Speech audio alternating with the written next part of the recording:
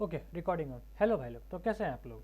तो आप लोग का एक बार फिर से स्वागत है मेरे चैनल पे। ठीक है, तो आज है छब्बीस जनवरी।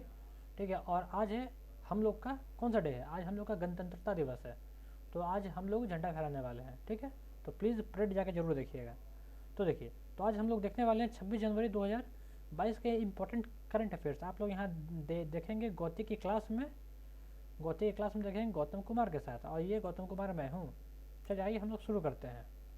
आज का हमारा पहला है। हाँ, जो हमारा जो पहला खबर जो हम लोग का पहला खबर होता है वो ऑब्वियसली बिहार स्पेशल ही होता है। तो देखिए, एशिया का सबसे बड़ा इथेनॉल प्लांट। अभी हम लोग अपने बिहार में एशिया का सबसे बड़ा इथेनॉल प्लांट लगाने जा रहे हैं। तो भाई इसे हम लोग कहाँ लगा रहे हैं? तो अभी भारत सरकार को क्या बोले, अभी हाल ही में हम लोग के भोजपुर में लगने वाला है। अभी 250 करोड़ 250 करोड़ की लागत से एशिया का सबसे बड़ा इथेनॉल प्लांट हम लोग के बिहार में लगने वाला। तो बिहार में कहाँ लगेगा? तो इस प्लांट को भोजपुर जिले के भोजपुर तो भोजपुर जिला पता ही होगा आपको। इसे भोजपुर जिला में लगाया जा रहा है। तो भोजपुर में कहाँ पर? तो भोजपुर में इसको लगाया जा रहा है। देखिए, मैं आपको जगह का नाम बताता हूँ। गढ़हनी गढ़हनी गढ़हनी देवड़ी। नाम थोड़ा अजीब है, क्योंकि मैं भोजपुर ज़िला में रहता नहीं, इसलिए थोड़ा प्रोनाउंस में थोड़ा दिक्कत आ रहा है। गढ़हनी गढ़हनी देवढी गढ़हनी देवढी गढ़हनी देवढी, यही उस जगह का नाम है जहाँ पर यह प्लांट लगाया जा रहा है। तो इसको लगा कौन रहा है? तो यहाँ पर गढ़हनी देवड़ी भोजपुर जिला में इस प्लांट को लगाया जा रहा है। ये एशिया का सबसे बड़ा इथेनॉल प्लांट है जिसे हमारे बिहार में लगाया जा रहा है। ठीक है, और थोड़ी इसके बारे में और थोड़ी जानकारी ले लेते हैं। यहाँ Bihar distilleries and bottlers company Asia में सबसे ज़्यादा इथेनॉल का उत्पादन होगा। यहाँ पर एशिया में सबसे ज़्यादा इथेनॉल का उत्पादन होगा। यहाँ पर हर दिन 4 लाख लीटर, यहाँ पे 4 लाख लीटर LAT, यहाँ पे हर साल, सॉरी मतलब यहाँ पे हर दिन 4 लाख लीटर इथेनॉल का उत्पादन होगा। और जो अभी मार्च आने वाला है, मार्च 22 तक इस लक्ष्य रखा गया है कि यहाँ पे उत्पादन शुरू कर देना है। बहुत अच्छा है, आगे चलते हैं।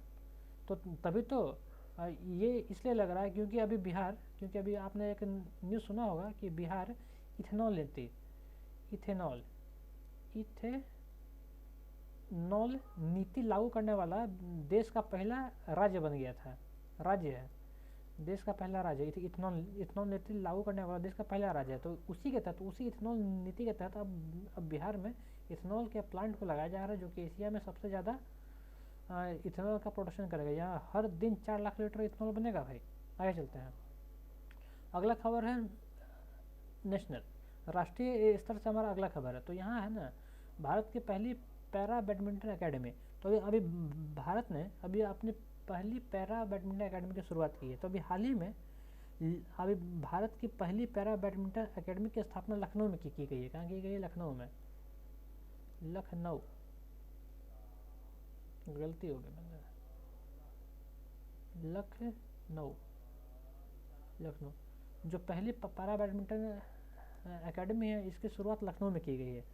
तो अभी जो 2024 में जो पैरा ओलंपिक जो होने वाला है ना, वहाँ पे भारत अपना मेडल का पोजीशन को सुधारना चाहता है। इसलिए उसने पैरा बैडमिंटन एकेडमी की शुरुआत की है। और जो इसका मुख्य कोच हैं, जो मुख्य राष्ट्रीय कोच है, उसका नाम है गौरव खन्ना। गौरव खन्ना ने एडेज फेडरेशन लाइफ इंश्योरेंस की सहायता से इस लॉन्च किया है। मतलब जो मुख्य कोच है, उन्होंने इसकी शुरुआत की है। आगे बढ़ते हैं। अगला है statue of unity. Statue of unity, आपने स्टैचू ऑफ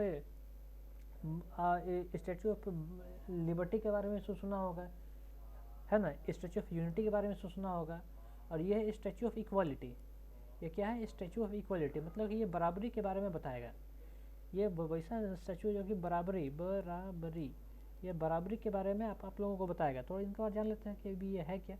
तो अभी 5 फरवरी, अभी आगामी 5 फरवरी 2022 को प्रधानमंत्री मोदी हैदराबाद में लगभग बनकर तैयार हो चुके।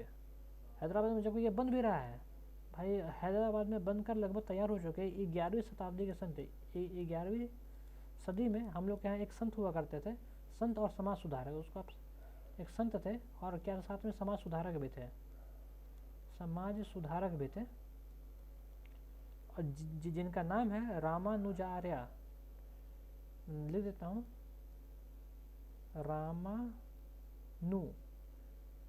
रामानुजाचार्य।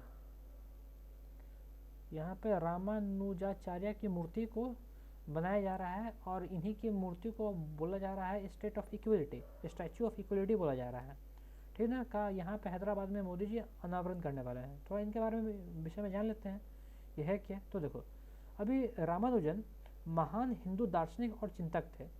उनका जन्म 11वीं शताब्दी में तमिलनाडु में हुआ था। वह वेदांत और वैष्णववाद दर्शन के समर्थक थे। उन्होंने जनमानस और समानता और भक्ति का मार्ग दिखाया था। उन्होंने एक पुस्तक भी लिखी थी जिसका नाम था श्री भाग्य और ब्रह्मा सूत्र पर एक समीक्षा और टीका भी लिखी थी। उनकी प्रसिद्ध दार्शनिक व्यवस्था को विशिष्टता द्वैत कहा जाता है। क्या कहा जाता है? विशिष्टता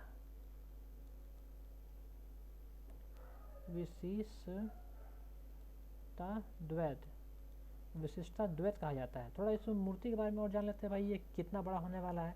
तो जो स्टैचू ऑफ इक्वलिटी है, ये 216 फुट ऊंचा होने वाला है, ठीक है ना। और इसे रामानुजाचार्य की 1000 जयंती के उपलक्ष्य में स्थापित किया जा रहा है। तो जो ये मूर्ति है ना, ये मुख्य रूप से सोना, चांदी, तांबा, जिंक और पीतल के मिश्रण से बना हुआ है। आगे बढ़ते हैं, अगला खबर।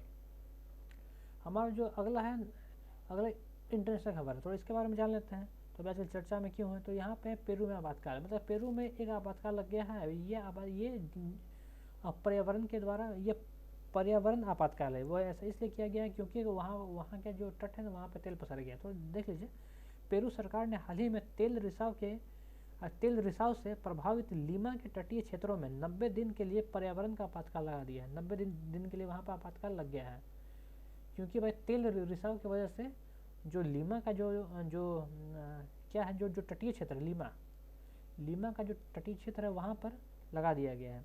अभी हाल के सालों में यह तट पर सबसे महत्वपूर्ण पारिस्थितिकी आपदाओं में से एक है।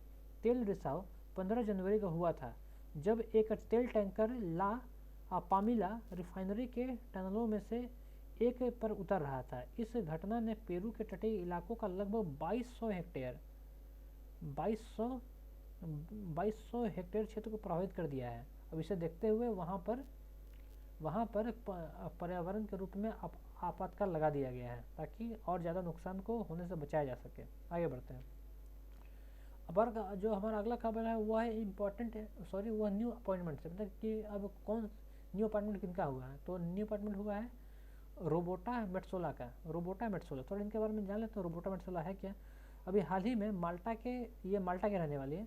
अभी हाल ही में माल्टा की रोबोटा मेट्सोला को यूरोपीय संघ की संसद के अध्यक्ष पर निर्वाचित हुई हैं।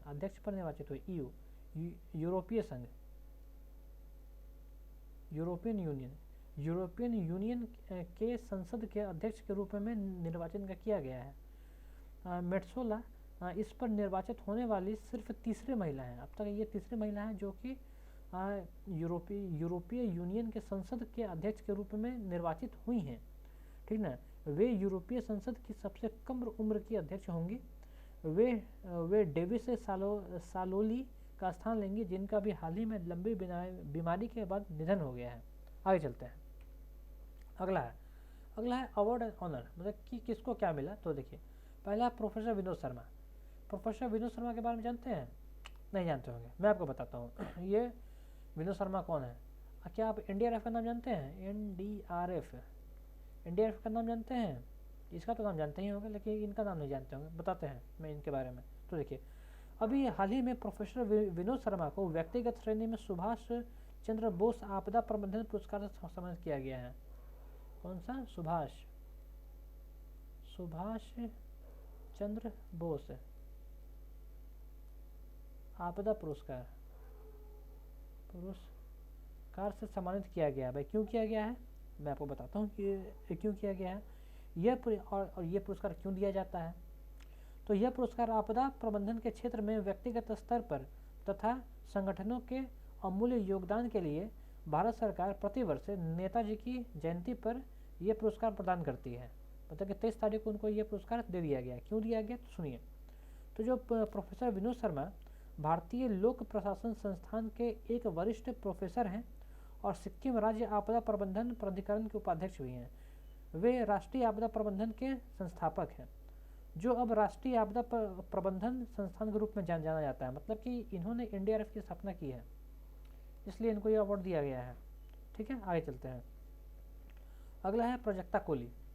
प्राजक्ता कोली, तो प्राजक्ता कोली, आप प्राजक्ता को जानते होंगे। आप प्राजक्ता को जानते होंगे। ये अगर आप यूट्यूब देखते हैं तो ये आप वहाँ पे इनके वीडियो को आराम से देख लेंगे। YouTube, YOUTUBE, tube, YouTube. अगर आप यूट्यूब पे वीडियो देखते हैं तो आप वहाँ पे प्राजक्ता को सर्च कीजिए, आप वहाँ पे प्राजक्ता को देख पाएंगे। ठीक है, तो देखिए आखिर इनको कौन सा पुरस्कार मिल गया है, थोड़ा इसके बारे में देख लेते हैं प्राजक्ता के बारे में।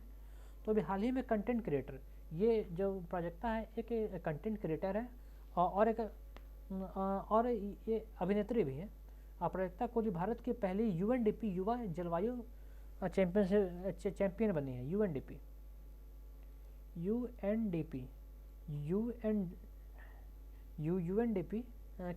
का चैंपियन बनी है। उन्होंने UNDP के साथ साझेदारी के तहत खिताब जीता है।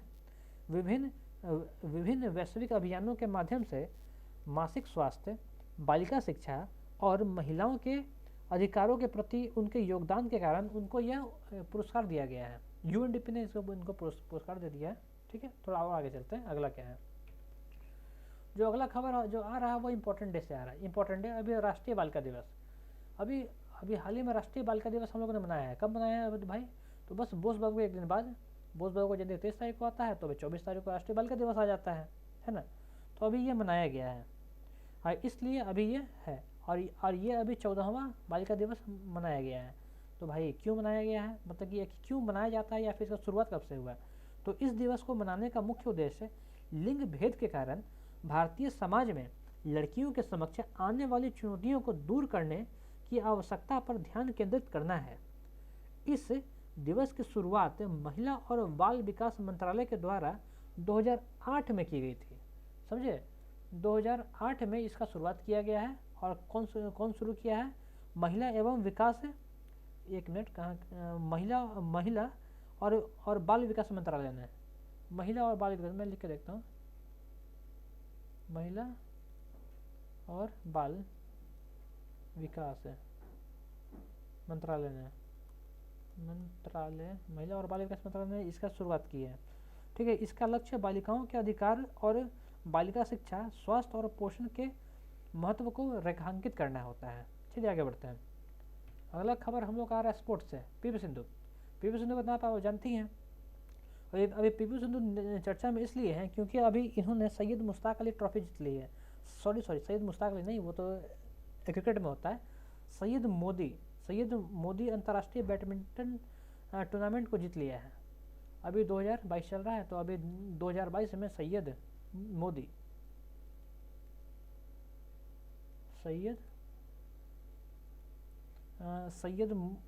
अंतर्राष्ट्रीय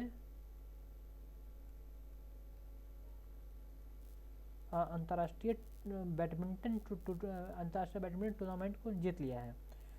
इस खिताब को उन्होंने दूसरी बार जीता है। और इसका आयोजन कहाँ हो रहा था, तो भाई इसका आयोजन अभी उत्तर प्रदेश के लखनऊ में हो रहा था। अभी लखनऊ में इसका आयोजन हो रहा था। ये एक इंटरनेशनल लेवल का टूर्नामेंट होता है जिससे अभी पीवी सिंधु ने जीत लिया है। आगे बढ़ते हैं स्मृति मंदाना। अभी आजकल स्मृति मंदाना चर्चा में क्यों भाई, तो अभी स्मृति मंदाना चर्चा में इसलिए मैं आपको बताता हूँ। आपने ICC का नाम तो सुना ही होगा, ICC इंटरनेशनल क्रिकेट काउंसिल। ठीक है, स्मृति मंदाना को भी आप जानते होंगे। ये हमारी महिला खिलाड़ी हैं, महिला क्रिकेटर हैं। तो अभी स्मृति मंदाना को 2021 के तीनों फॉर्मेट में बेस्ट वुमेन क्रिकेटर चुना गया है। जो हम लोग के यहाँ जो ODI होता है, ठीक है, टेस्ट होता है और जो T20 होता है। जो खेल का जो तीनों फॉर्मेट है, इन तीनों फॉर्मेट के लिए स्मृति को बेस्ट वुमेन क्रिकेटर चुना गया है। तो अभी आईसीसी ने अपने सालाना पुरस्कार की घोषणा की है, आइए हम लोग उसको भी देख लेते हैं। और यहाँ से तो भाई स्मृति मंदाना बन ही गई हैं, लेकिन इस बार कोई भी भारतीय पुरुष टीम का कोई भी खिलाड़ी नहीं है, लेकिन केवल यही है कि महिलाएं जो कि हैं इस खिताब में। देखिए, जो men's test cricketer of the year, men's test cricketer of the year कौन बना है? तो वो बना है जो रूट बन गए हैं men's test cricketer of the year. ये कहाँ के हैं? इंग्लैंड के हैं। आगे बढ़ते हैं, men's one day cricketer of the year. तो ये कौन बना है? तो ये बना है Babar Azam men's cricketer of the बना है। ये कहाँ का? पाकिस्तान के हैं। आगे बढ़ते हैं, women's one day cricketer of the year. Women's one day cricketer of the year बनी है लेज़ली ली,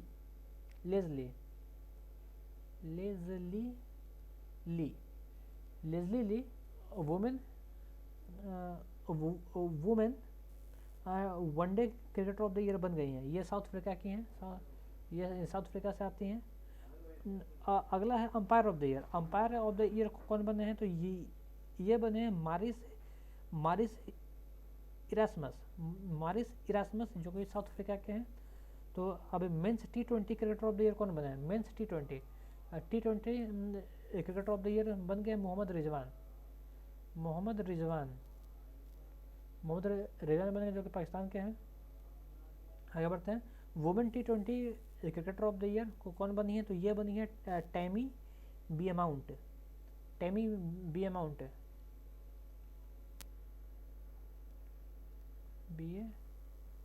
जो कि इंग्लैंड से हैं। आगे बढ़ते हैं। अच्छा, आगे नहीं है तो ठीक है, तो हम लोग इस वीडियो को पुश करने से पहले एक बार क्विक रिवीजन कर लेते हैं। चलिए, पहला है कहाँ गया हाँ, बिहार स्पेशल में आते हैं। एशिया का सबसे बड़ा इथेनॉल प्लांट। तो अभी भोजपुर ज़िले में एशिया का सबसे बड़ा इथेनॉल प्लांट लगने जा रहा है। ये 250 करोड़ की लागत से बनने वाला है। ये भोजपुर में लगेगा और यहाँ पे प्रतिदिन 4 लाख लीटर पेट्रोल का उत्पादन होगा। ठीक है, और मार्च से इसका उत्पादन शुरू होने वाला है। आगे बढ़ते हैं, जो अगला था नेशनल, भारत में पहला पैरा बैडमिंटन अकेडमी। तो अभी जो 2022 में जो भी ओलंपिक होने वाले हैं, तो वहाँ पे पैरा ओलंपिक में अपनी स्थिति को सुधारने के लिए भारत ने पैरा बैडमिंटन अकेडमी की शुरुआत की है। कहाँ पे की है? लखनऊ में की है। आगे बढ़ते हैं, स्टैचू ऑफ इक्वलिटी को कहाँ बनाया जा रहा है? तो इसे हैदराबाद में बनाया जा रहा है और इसे हैदराबाद में ही लगाया जाएगा। ये कौन है भाई? तो स्टैचू ऑफ इक्वलिटी में रामानुजाचार्य हैं। अभी उनकी हाल ही में 1000वीं जयंती आने वाली है, इसलिए इनकी प्रतिमा लगाई जा रही है। ठीक है, और इनकी जो प्रतिमा की जो ऊंचाई होने वाली है वो 216 फीट की होने वाली है। ये उनकी 1000वीं जयंती पर लगाई जाएगी। आगे बढ़ते हैं, अभी पेरू में आपातकाल इसलिए क्योंकि अभी वहाँ के लीमा तट पर तेल रिसाव के कारण पूरा तेल समंदर में फैल गया है और कुल मिलाकर वहाँ से 2200 हेक्टेयर का जो जगह है वो प्रभावित हो गया है। तो अब उसे साफ करने के लिए वहाँ पे पेरू ने आपातकाल लगा दिया है। आगे बढ़ते हैं, अब है रोबर्टा मेट्सोला जो है अभी इनको यूरोपीय यूनियन के संसद का अध्यक्ष के रूप में चुन लिया गया है। ठीक है, आगे बढ़ते हैं, ये सबसे युवा भी है। आगे अगला है प्रोफेसर विनोद शर्मा को अभी हाल ही में सुभाष चंद्र बोस आपदा प्रबंधन पुरस्कार से सम्मानित किया गया है। वो इसलिए किया गया क्योंकि इन्होंने एनडीआरएफ की स्थापना की थी और सुभाष चंद्र बोस आपदा प्रबंधन पुरस्कार उसी को दिया जाता है जिसने आपदा प्रबंधन में बेहतर काम किया हो। तो विनोद शर्मा ने ही इसकी स्थापना की थी, इसलिए इनको दिया गया है। प्राजक्ता कोली, अभी प्राजक्ता कोली को यूएनडीपी ने पुरस्कार से सम्मानित किया गया है क्योंकि यह कंटेंट क्रिएटर है और इन्होंने महिलाओं के उत्थान के लिए जोड़ दिया है, महिलाओं के प्रति काम किया है, जागरूकता फैलाया है और उनको शिक्षित किया है। इसलिए आगे बढ़ते हैं, अगला है राष्ट्रीय बालिका दिवस। राष्ट्रीय बालिका दिवस को हम लोग 24 जनवरी को मनाते हैं और ये इस बार का 14वां राष्ट्रीय बालिका दिवस है। इसकी शुरुआत 2008 में हुई थी और इसकी शुरुआत किसने की थी? महिला और बाल विकास मंत्रालय ने इसकी शुरुआत की थी। महिला और बाल विकास मंत्रालय ने इसकी शुरुआत की थी। आगे चलते हैं, अगला है स्पोर्ट्स से चलते हैं तो पीवी सिंधु। अभी पीवी सिंधु ने सैयद मोदी अंतर्राष्ट्रीय टूर्नामेंट को जीत लिया है और ये लखनऊ में खेला जा रहा था, ठीक है। ये इनका दूसरा है। स्मृति मंदाना आजकल न्यूज में इसलिए है क्योंकि स्मृति मंदाना को तीनों फॉर्मेट के लिए best women cricketer of the year चुना गया है, ठीक है। अब जो टेस्ट में जो बेस्ट है वो है जो रूट, और जो वनडे में बेस्ट है बाबर आजम, जो T20 में बेस्ट है रिजवान, जो लेडी बेस्ट है टेमी बेनेट। आगे बढ़ते हैं। अच्छा तो ठीक है, ये तो यही ख़त्म हो गया। तो ठीक है, आप हमारे साथ बने रहिए। अगर आपको हमारे वीडियो पसंद आते हैं तो प्लीज़ आप आइए, वीडियो देखिए, है ना। और ज़्यादा अच्छा लग जाए तो लाइक भी कर दीजिए, कमेंट भी कर दीजिए। चलिए ठीक है, मैं इसे यहीं पे रोकता हूँ, हम लोग फिर मिलते हैं।